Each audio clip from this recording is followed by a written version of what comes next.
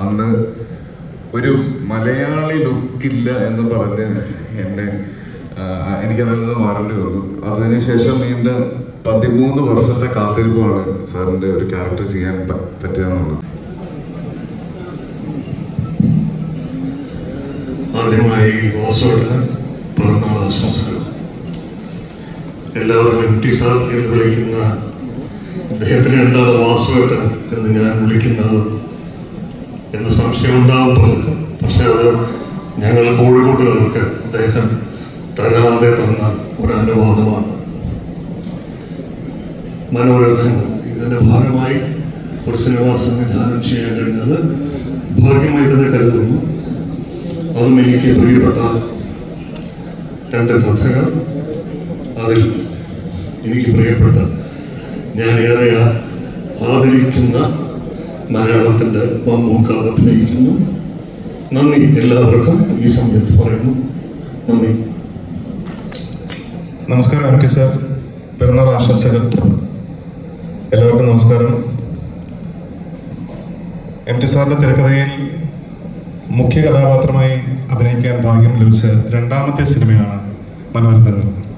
ഇതിനു മുൻപും ഒരു മുഴുനീള ഫീച്ചർ ഫിലിമിൽ സാറിൻ്റെ തിരക്കഥയിൽ അഭിനയിക്കാൻ സാധിച്ചു. എൻ്റെ തലമുറയിൽപ്പെട്ട അല്ലെങ്കിൽ 2000-ന് ശേഷം വന്ന പുതിയ തലമുറയിലുള്ള എത്ര നടീനടന്മാർക്ക് ആ ഒരു ഭാഗ്യം കിട്ടിയിട്ടുണ്ടെന്ന് എനിക്കറിയില്ല. പക്ഷേ എനിക്ക് കിട്ടിയിട്ടുള്ള ഏറ്റവും വലിയ അവാർഡായി ഞാനതിനെ കാണുന്നു. അച്ഛനുമായിട്ട് ഒരുപാട് അടുപ്പം, ആത്മബന്ധം ഉണ്ടായിരുന്ന വ്യക്തിയാണ്. അച്ഛൻ മാത്രമല്ല, അച്ഛൻ്റെ കുടുംബക്കാർ. ശരിക്കും ഈ കടൽക്കാറ്റ് എന്ന മനോരഥങ്ങളിലെ സെഗ്മെന്റിലാണ് ഞാൻ അഭിനയിച്ചിരിക്കുന്നത്. MT സാറിൻ്റെ തന്നെ ബന്ധനം എന്ന ഷോർട്ട് സ്റ്റോറി ആസ്പദമാക്കിയാണ് കടൽക്കാറ്റ് എന്ന സിനിമ ചെയ്തിരിക്കുന്നത്. കോയിൻസിഡൻ്റ്ലി എനിക്ക് അച്ഛൻ അഭിനയിച്ചതിൽ എനിക്ക് ഏറ്റവും പ്രിയപ്പെട്ട കഥാപാത്രം സാർ തന്നെ സംവിധാനം ചെയ്ത ബന്ധനം എന്ന സിനിമയിലെ കഥാപാത്രമാണ്. സോ ഇപ്പോൾ കഥയൊന്നല്ലെങ്കിലും സാറിൻ്റെ ബന്ധനം എന്ന ഷോർട്ട് സ്റ്റോറിയാണ് ഇവിടെ കടൽക്കാറ്റായിട്ട് തന്നിരിക്കുന്നത്. അത് അഭിനയിക്കാൻ സാധിച്ചു. സോ 1 അല്ല 2 സിനിമയിൽ അഭിനയിക്കാനുള്ള ഒരു ഭാഗ്യം കിട്ടി. Double congratulations to our beloved Indrajith. Thank you. സാറിനോടൊപ്പം ഇരുന്ന് സംസാരിക്കാൻ ഒരുപാട് അവസരങ്ങൾ എനിക്ക് കിട്ടിയിട്ടില്ല. 1-2 പ്രാവശ്യം ഞാൻ സാറിനെ വീട്ടിൽ പോയി കണ്ട് സംസാരിച്ചിട്ടുണ്ട്. പക്ഷേ സാറിനോട് അടുപ്പമുള്ളവരെല്ലാവരും, അത് അശ്വതിയാണെങ്കിലും സുധീറാണെങ്കിലും എല്ലാവരും പറയുന്നൊരു കാര്യം, ഇന്ദ്രനെ വലിയ കാര്യമാണ്, ഇന്ദ്രനെ കുറിച്ച് ഇടയ്ക്കിടയ്ക്ക് സംസാരിക്കാറുണ്ട്. ഒരുപാട് സന്തോഷം സാർ. എന്താണ് പറയേണ്ടത് എനിക്കറിയില്ല. ആൻഡ് ഈ ഒരു അവസരത്തിൽ ആരോഗ്യ സൗഖ്യങ്ങൾ നേർന്നുകൊള്ളുന്നു, പിറന്നാൾ ആശംസകൾ നേർന്നുകൊള്ളുന്നു. Wishing you a very very happy birthday sir. എല്ലാവർക്കും നമസ്കാരം. ഹൃദയം നിറഞ്ഞ പിറന്നാൾ ആശംസകൾ MT സാർ. ഒരുപാട് സന്തോഷത്തോടും അഭിമാനത്തോടും കൂടിയാണ് ഇവിടെ നിൽക്കുന്നത്.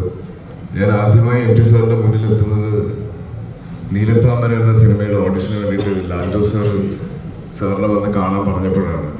അന്ന് ഒരു മലയാളി ലുക്കില്ല എന്ന് പറഞ്ഞ് എനിക്കതിൽ നിന്ന് മാറേണ്ടി വന്നു. അതിനുശേഷം നീണ്ട 13 വർഷത്തെ കാത്തിരിപ്പാണ് സാറിൻ്റെ ഒരു ക്യാരക്ടർ ചെയ്യാൻ പറ്റിയത്. അതിൻ്റെ ഒരു സന്തോഷം തീർച്ചയായിട്ടും ഉണ്ട്. അശ്വതി മാം, സാറിൻ്റെ മകൾ അശ്വതി മാം ഡയറക്റ്റ് ചെയ്ത ഫിലിമിലാണ് ഞാൻ അഭിനയിക്കുന്നത്. മധുബാലയാണ് എൻ്റെ കൂടെ അഭിനയിച്ചിട്ടുള്ളത്. ഒരുപാട് സന്തോഷം. ഓരോ കഥകളും ഇന്നും മനസ്സിൽ മായാതെ നിൽക്കുന്നു. ഓരോ പ്രായത്തിലും ആ കഥയ്ക്ക് പുതിയ പുതിയ മാനങ്ങൾ വരുന്നു. ഇന്നും വാസുവേട്ടൻ എഴുതിക്കൊണ്ടിരിക്കുന്നു നിത്യഹരിത നായകനെ പോലെ.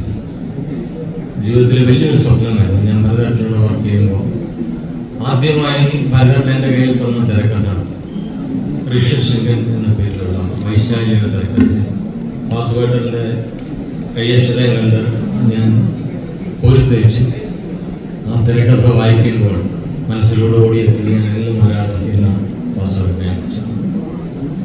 പിൽക്കാലത്ത് വാസുവേട്ടൻ്റെ കൂടെ ആ സിനിമ വർക്ക് ചെയ്യുന്ന സമയത്ത് ഓരോ നിമിഷവും ആ സിനിമ ചിത്രീകരണ സമയത്തൊക്കെ വാസുവേട്ടനെ ഇങ്ങനെ അതിനോട് ചേർന്ന് പ്രവർത്തിക്കുന്ന കാണുമ്പോൾ അതിൻ്റെ എഡിറ്റിംഗ് സമയത്ത് പോലും കൂടെ ഇരുന്ന ഭരതേട്ടൻ പോലും ഒരിക്കൽ ഏതാണ്ട് പതറിയ നിമിഷത്തിൽ വാസുവേട്ടൻ വന്നിറങ്ങി അതിൻ്റെ ഓരോ അംശവും ഒരു പൂർണ്ണ എഡിറ്ററെ പോലെ എഡിറ്റ് ചെയ്ത് ഇന്ന് നമ്മൾ കാണുന്ന വൈശാലി ആ രൂപത്തിലാക്കി. ഞാൻ അത്ഭുതത്തോടെ എന്നും കാണുന്ന വാസുവേട്ടൻ. ഒരു സിനിമ ചെയ്യണം എന്ന് പ്രിയേട്ടൻ പറഞ്ഞതുപോലെ, മറ്റു സംവിധായകർ പറഞ്ഞതുപോലെ ഞാനും ആഗ്രഹിച്ചിരുന്നത് വലിയ സ്വപ്നമാണ്.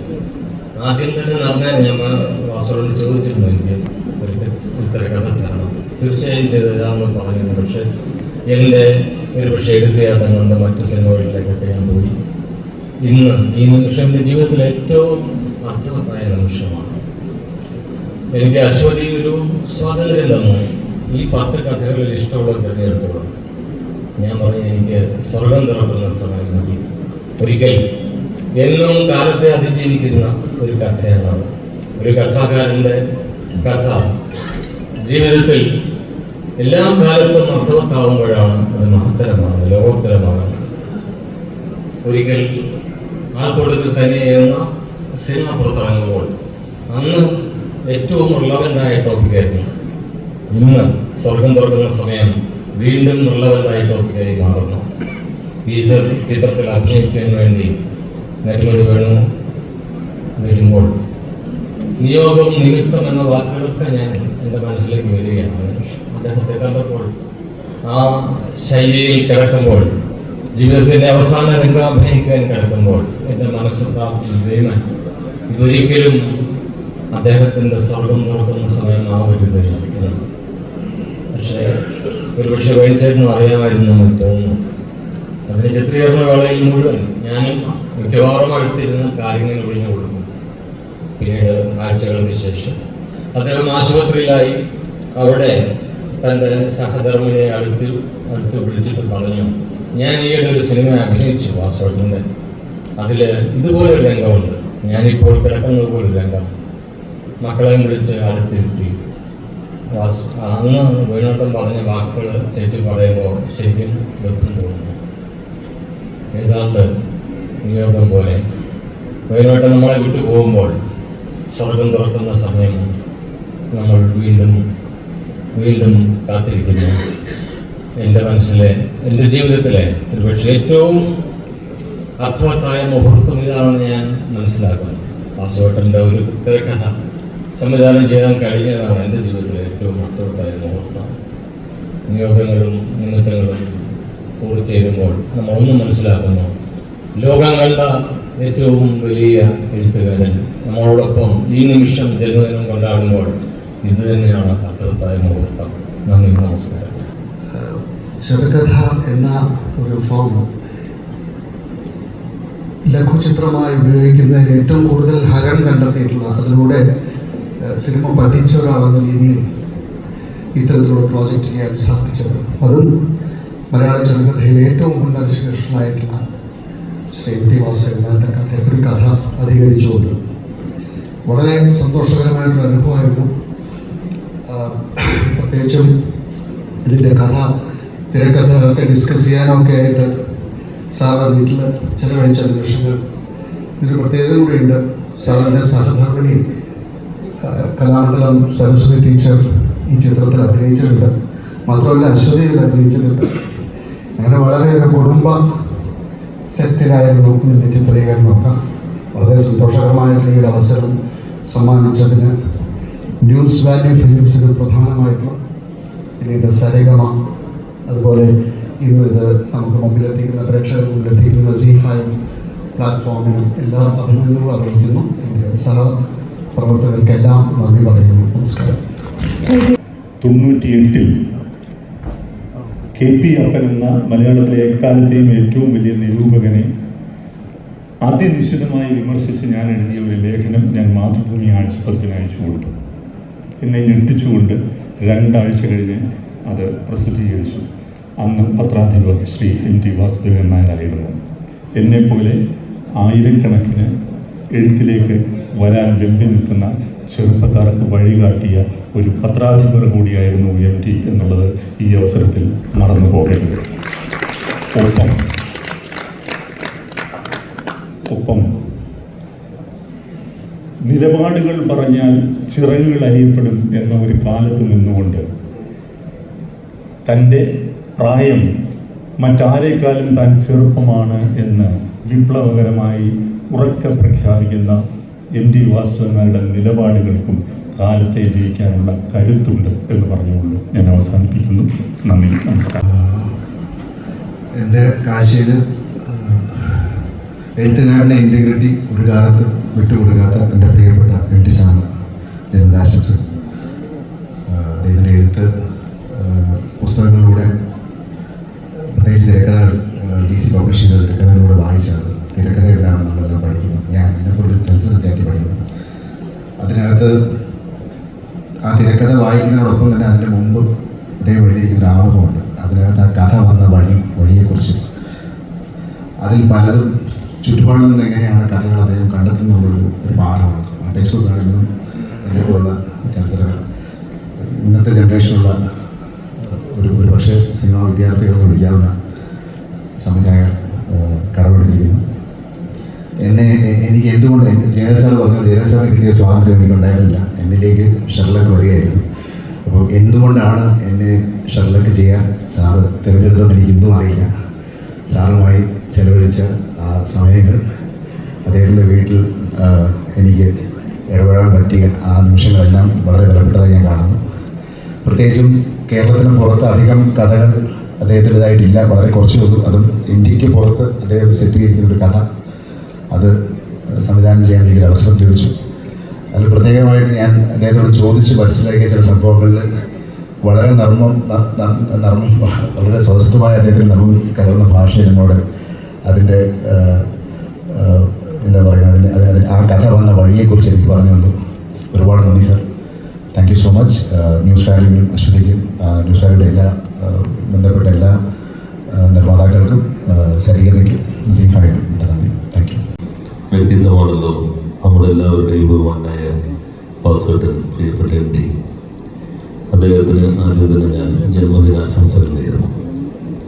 നമ്മളെല്ലാവരെയും വിസ്മയിപ്പിക്കുന്ന ലോക സാഹിത്യത്തിന് മലയാളം നൽകിയിട്ടുള്ള സംഭാവനയാണ് MD എന്ന് നമുക്കെല്ലാവർക്കും അറിയാം.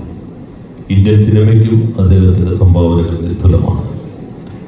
എഴുത്തിൽ അദ്ദേഹം ഇപ്പോഴും ചെറുപ്പമാണ്. നിരന്തരം നവീകരിച്ചുകൊണ്ട് എഴുതാൻ കഴിയുന്നു എന്നതാണ് അദ്ദേഹത്തിൻ്റെ മഹത്വം.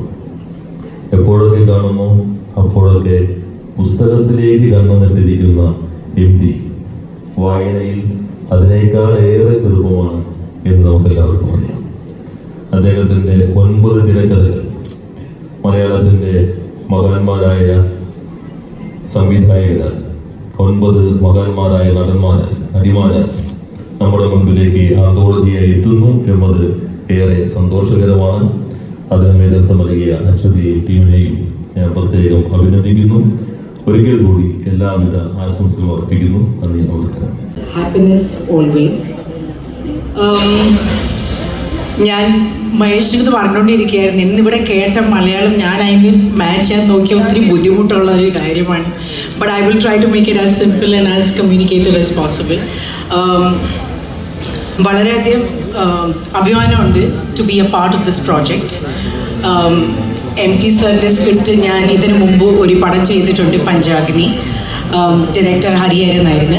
അത് കഴിഞ്ഞിട്ട് getting the opportunity to work with someone as talented as Mahesh Narayanan and to work with Fahad Fasil. ചെറുപ്പത്തിലെ കണ്ട പരിചയമാണ് എനിക്ക് ഫഹദ്.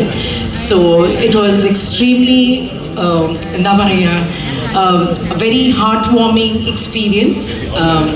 മഹേഷ് ഞാൻ എപ്പോഴും സെറ്റ് വിളിച്ചുകൊണ്ടിരുന്നത് സകലകല വല്ലഭനാണ്, because he was part of the DOP and the editing and the direction. But വളരെയധികം എൻജോയ് ചെയ്യാൻ പറ്റിയ ഒരു സ്ക്രിപ്റ്റാണ്. Fahad is playing the lead, and most importantly the other lead is a Pooja. പൂജയാണ് ഇത് പടത്തിൻ്റെ ടൈറ്റിൽ തന്നെ, Sherlock. And but thank you once again, and once again a huge thanks to MT sir for having all of us on this platform. To have so many talented actors കൂടി ഇങ്ങനെ നമുക്ക് നിന്ന് it's almost like making a history, and I'm very very honored to be a part of it. Thank you very much. സദസ്സിലെ എല്ലാവർക്കും നമസ്കാരം. ഈ നിൽക്കുന്നത് ഞാനൊട്ടും പ്രതീക്ഷിക്കാത്ത ഒരു സന്ദർഭമാണ്. അതിന് എന്നെ ഇടയാക്കിയ ആദ്യം ഞാൻ എൻ്റെ നന്ദി അറിയിച്ചുകൊണ്ട് ഡയറക്ടേഴ്സിന്റെ മുന്നിൽ ഇത് പറയാനും നിൽക്കാനും സാധിച്ചത് സന്തോഷമുണ്ട്. നന്ദി, നമസ്കാരം. Thank you ma'am, thank you so much. നമ്മളോട്